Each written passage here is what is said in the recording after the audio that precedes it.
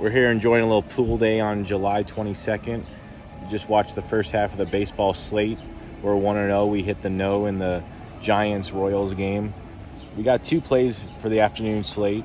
One of them I already gave out, which is the over in the Red Sox-Orioles game, over 9 runs.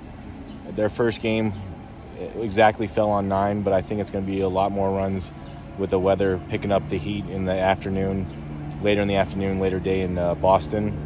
I can't believe they won 15 games in a row, to be honest with you. It's pretty crazy. That's a pretty insane win streak for any team. A couple other later games we're going to talk about real quick, and I'll get into the last pick at the end of the video.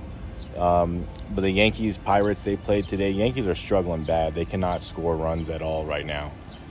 Their pitching has been pretty decent compared to normally that has been the problem for them over the last couple seasons.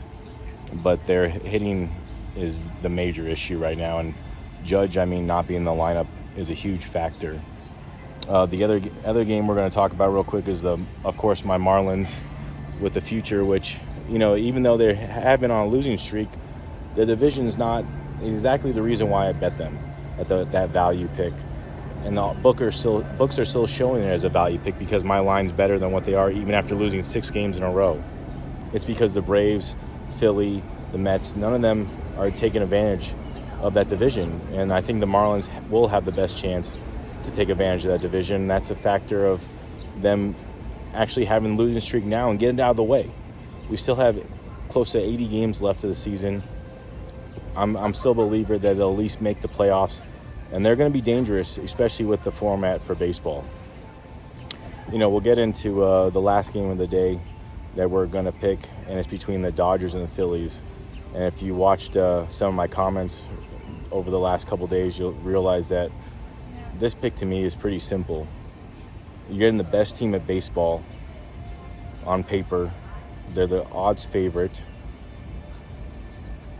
The Dodgers are definitely the play today.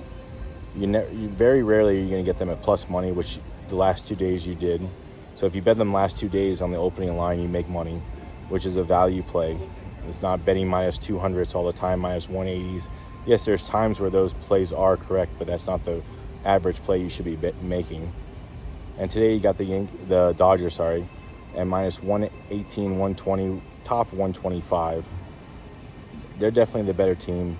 They're still playing well. They still have a ton of injuries, by the way.